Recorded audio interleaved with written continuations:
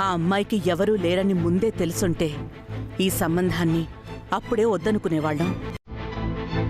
అనవసరంగా మనం తొందరపడ్డాం.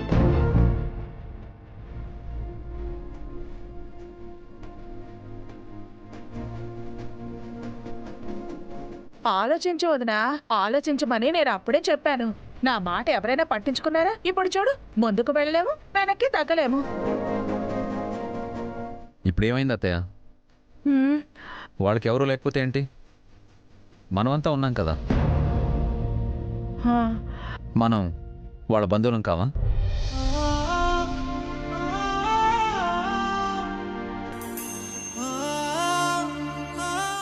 అది కాదభి, కనీసం అత్తింటి వాళ్ళు ఉండాలి కదా.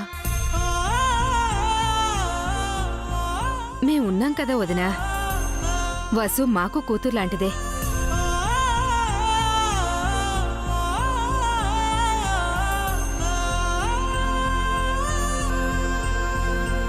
కూతురు లాంటిది కానీ కన్న కూతురైతే కాదు కదమ్మా. కావాలంటే వసుని మేము దత్తత తీసుకుంటాం. అభి కాళ్ళు కడిగి కన్యాదానం చేస్తాం. అప్పుడు వసు మాకు కూతురవుతుంది కదా.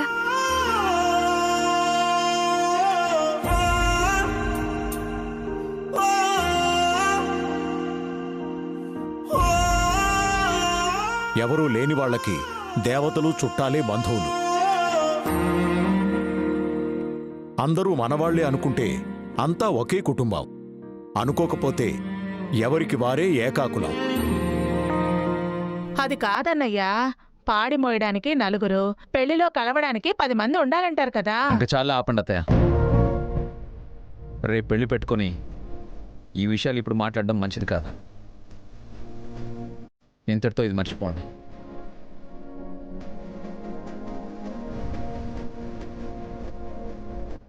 భాస్కర్, ఇప్పుడు అందరికీ రూమ్స్ సరిపోతాయా?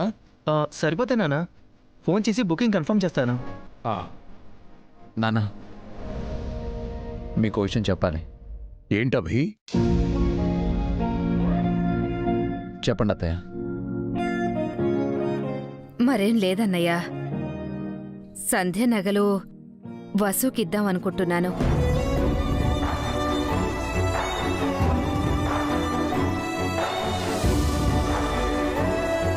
సంధ్య నగలు తనకివ్వడం ఏంటొదినా?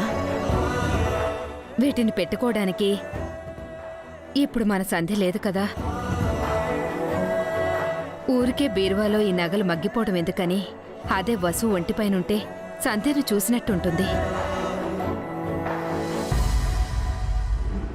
చాలా మంచి ఆలోచనమ్మా.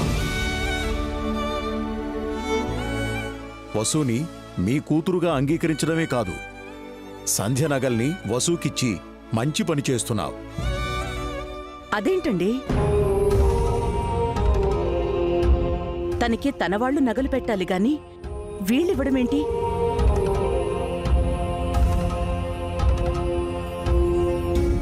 వదినా, వసు కూడా మా కూతురే అని చెప్తున్నాను కదా. మీ కూతురికి కూడా 2 కూతుళ్ళున్నారు వదినా. తల్లి నగలు ఆ పిల్లలకు రాకుండా చేస్తారా? అను కీర్తిలకి వసు కూడా తల్లే జయంతి. ఈ నగలు ఆ పిల్లలకే చెందుతాయి. ఏమోనండి, మీరు మరీ ఎక్కువ చేస్తున్నారనిపిస్తోంది. అమ్మా, ఇవి సంధ్యకు అత్తయ్య వాళ్ళు పెట్టిన నగలు. వాటిని ఎవరికైనా ఇచ్చే హక్కు అత్తయ్యకే ఉంటుంది.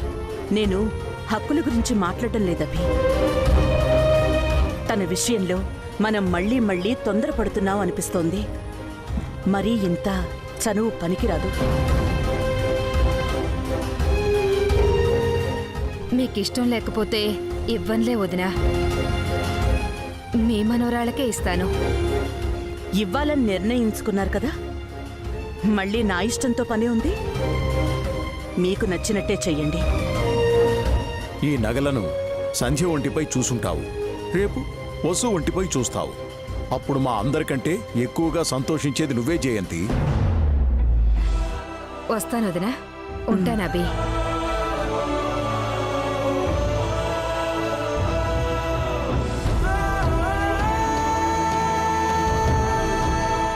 భాస్కర్, త్వరగా రూమ్ సంగతి చూడు. అలాగే నాన్న. అమ్మా పావని, నువ్వు మన తరపు బంధువులందరికీ మళ్ళీ ఓసారి ఫోన్ చేయి. భాస్కర్ పని అవ్వగానే వాడితో కూడా కొంతమందికి ఫోన్ చేయించు. సరే మావయ్య. ఒరే అఖి, మీ అత్తయ్య వాళ్ళు పెద్ద సంఖ్యలో వస్తున్నారు కదా, వాళ్ళని చూసుకోవడమే నీ పని. అలాగే నాన్న. వాళ్లకు ఫోన్ చేసి ఎవరెవరు వస్తున్నారో కనుక్కో. ఎవరు వస్తున్నారో తెలిస్తే ఏర్పాట్లు చేయొచ్చు. సరే నాన్న.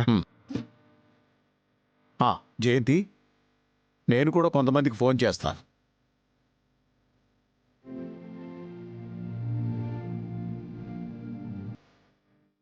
ఏంటొదినా ఈ దారుణం? కోతులకి మందు ఉంటుంది, చివరికి ఊరకుక్కలకు కూడా గుంపు ఉంటుంది. మనుషులకి బంధువులు లేకపోతే ఎలా వదినా? నువ్వంటే మంచి మనసుతో సర్దుకుపోతావనుకో, మన తరపు బంధువులు ఏమనుకుంటారు? హారిక వాళ్ళు ఏమనుకుంటారు? ఎలాంటి ఇంటి నుంచి కోడలు తెచ్చుకున్నావు అని అందరూ ఆడిపోసుకోరు. పెళ్లిలో మన పరువు పోయేలా ఉందదినా. అఖిల్ కంటే మొదటి పెళ్లి ఏమీ కాదు, కానీ అభికిది రెండో పెళ్లి. ఏదైనా జరగరాంది జరిగితే 2 పెళ్లిళ్ళు ఆగిపోతాయి. మనకు చెడ్డ పేరొస్తుంది. అదే భయంగా ఉందదినా నాకు. బస్సు విషయంలో మనం చాలా తొందరపడ్డాం. తన విషయంలో నువ్వేం చెప్పినా ఇంట్లో వాళ్ళు వినకుండా నిన్ను ఏకాకించేస్తున్నారు. ఆ రోజు ఆ పిల్ల విషయంలో నీ మాటని కాదన్నారు. ఈ రోజు నగల విషయంలో నిన్ను పక్కన పెట్టేశారు. తను ఈ ఇంట్లో రాకుండానే ఈ ఇంట్లో తన హవా నడుస్తోంది. రేపు తనొచ్చాక మొత్తం ఇల్లు తన గుప్పెట్లోకి వెళ్ళిపోతుందేమో.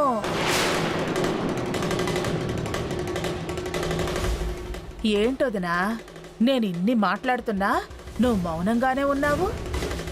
వసు వాళ్ళకి బంధువులు లేకపోవడం వెనక ఏదో కుట్రుందని నా అనుమానం. షాపింగ్ మాల్లో వాడెవడో ఏదో చెప్తాను అన్నాడు. వాడు చెప్పేది పూర్తిగా వినకుండా వచ్చేశాము. నాకు తెలిసి రేపు పెళ్లిలో వాళ్ళ గురించిన బండారమేమైనా బయటపడుతుందేమో. 2 పెళ్లిళ్ళు ఒకేసారి కాకుండా వేరువేరుగా జరిపిస్తే మంచిదేమో. నన్ను అడిగితే అఖిల్ది మొదటి పెళ్లి కాబట్టి ముందు వాడి పెళ్లి చేసేసి అభి పెళ్లి కొన్నాళ్ళు ఆపితే బాగుంటుందేమో. ఆలోచించొద్దునా.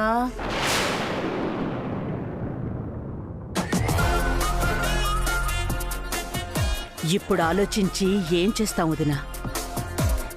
రేపే పెళ్ళి. దేవుడి మీద భారం వేసి ముందుకు వెళ్దాం.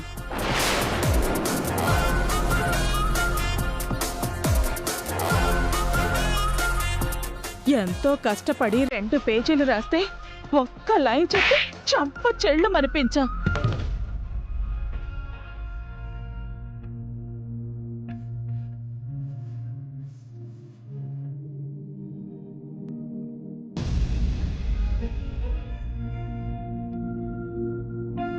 ఆంటీ, అంకుల్, ఏంటి డల్గా ఉన్నారు?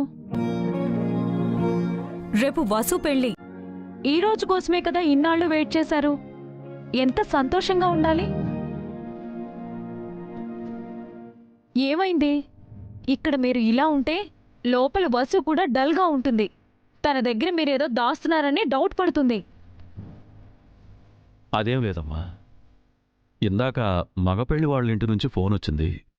పెళ్లికి మనం ఎంతమంది వస్తున్నామని అడిగారు. మాకు పెద్దగా బంధువులు లేదని చెప్పాను. వాళ్ళు ఏమనుకుంటారో అని ఆలోచిస్తున్నానమ్మా. అందుకే నేను ఈ పెళ్లి గిళ్ళి ఏం చేసుకోను అన్నాను.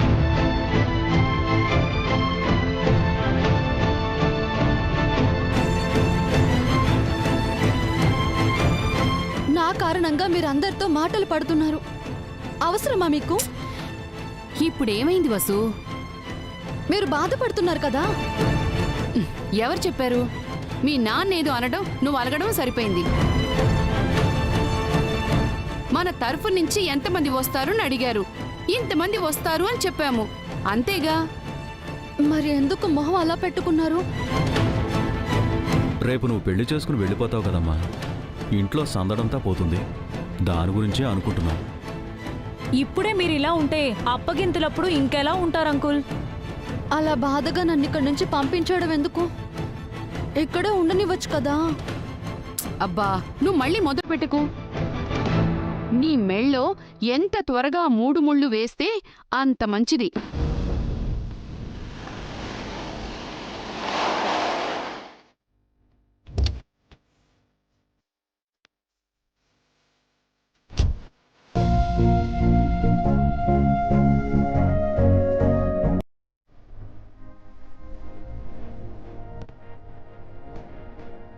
ఈవిడొస్తుందేంటి? నమస్తే అండి. నమస్తే. బాగున్నారా? మీకే ఫోన్ చేద్దాం అనుకుంటున్నాం. ఈలోగా మీరే వచ్చారు. మనలో మనకి పిలుపులేంటండి?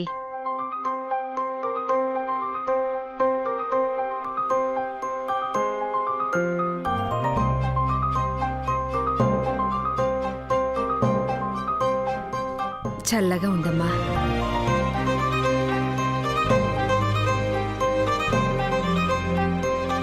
ఎవరాంటీ? అభిబాబు మొదటి భార్య అమ్మగారు. ఓ, హలో ఆంటీ. నా పేరు ప్రియాంక, వసు ఫ్రెండ్ని. ఓ, రండి లోపలికి వెళ్దాం. పర్వాలేదు, ఇక్కడే కూర్చుందాం. కూర్చోండి. మీరు కూర్చోండి. పర్వాలేదండి.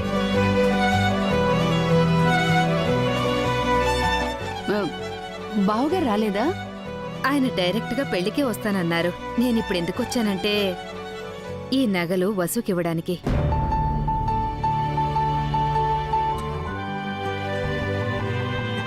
ఏంటి పిన్ని ఇవి? అక్క నగలమ్మా. ఇక నుంచి ఈ నగలన్నీ నీవే.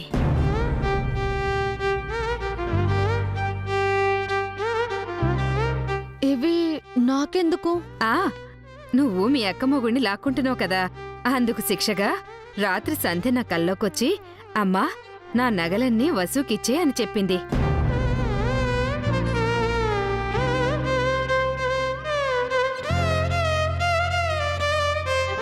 పిచ్చి పిల్ల, నగలిస్తుంటే ఎందుకంటావేంటి? మీ కూతురు నగలు. నువ్వు కూడా నా కూతురివే. సంధ్య స్థానంలోకి వెళ్తున్నావు.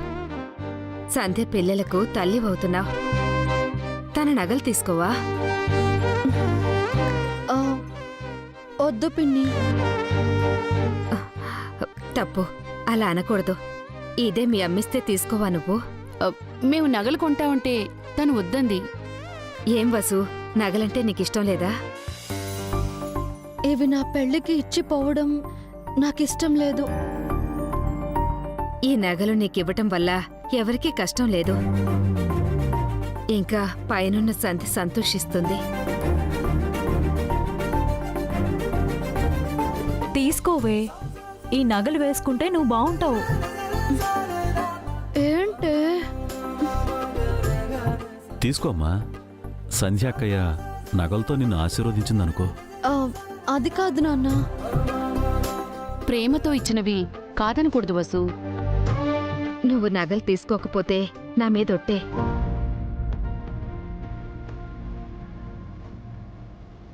నన్ను పరాయిదాన్ని చేసావనుకుంటాను. అయ్యో పిన్ని, నాకా ఉద్దేశం లేదు.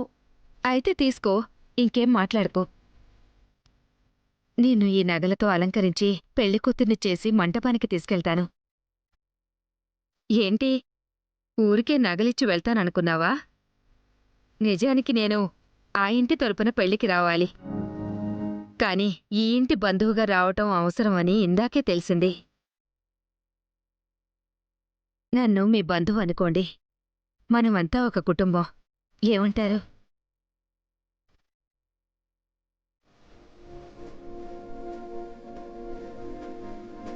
అడగకుండానే నగలిచ్చారు, వరాలిస్తున్నారు.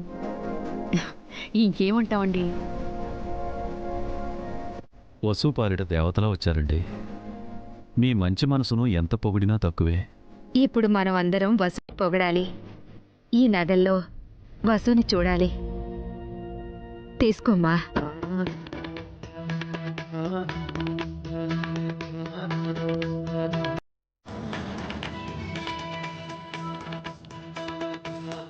తీసుకో.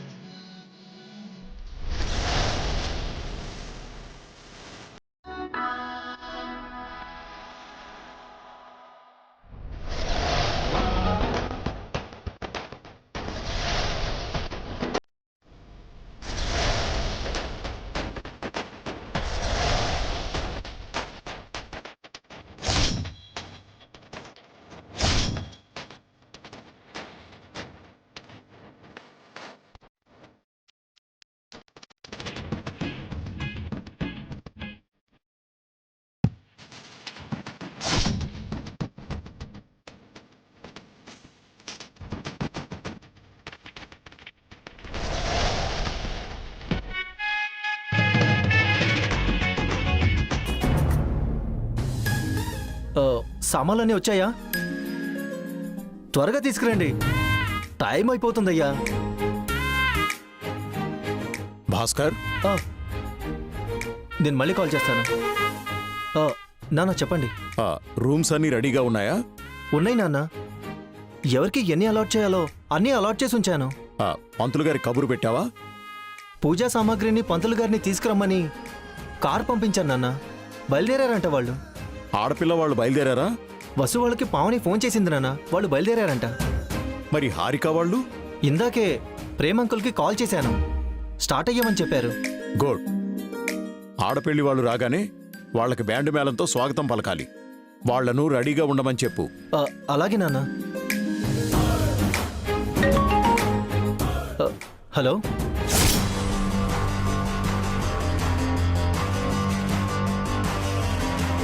చాము, హారిక, నేను రెడీ. నేను కూడా రెడీ డాడీ. అమ్మా, మీ అమ్మ ఎక్కడమ్మా? త్వరగా రమ్మని చెప్పు. ఊళ్ళో పెళ్లికి కుక్కల హడావిడి అన్నట్టు ఏంటి మీ హడావిడి? సామెత సూట్ అవ్వలేదు చాము. జరుగుతున్నది మన ఇంట్లో పెళ్ళి. అయితే ఏంటి?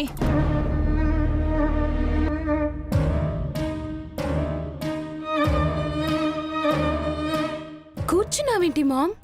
రిసార్ట్కి వెళ్ళాలి కదా. వెళ్దాంలే బేబీ. ఆ మిడిల్ క్లాస్ వాళ్ళలా తొందర ఏంటి? ఇది షాపింగ్లా కాదు, వాళ్ళందరూ బయలుదేరారంట చాము.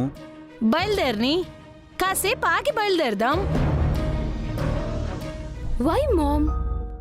ఇప్పుడు స్టార్ట్ అయితేనే ఇన్ టైంకి మనం వెళ్ళిపోవచ్చు కదా.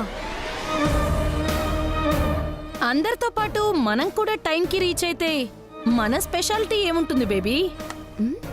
అందరూ వెళ్ళాలి, మన కోసం వెయిట్ చేయాలి. చాముండేశ్వరి ఎక్కడా, తన హస్బెండ్ ఎక్కడా, హారిక ఎక్కడా అని 1000 కళ్ళతో ఎదురు చూడాలి. అప్పుడే మనకి వెయిట్ ఉంటుంది.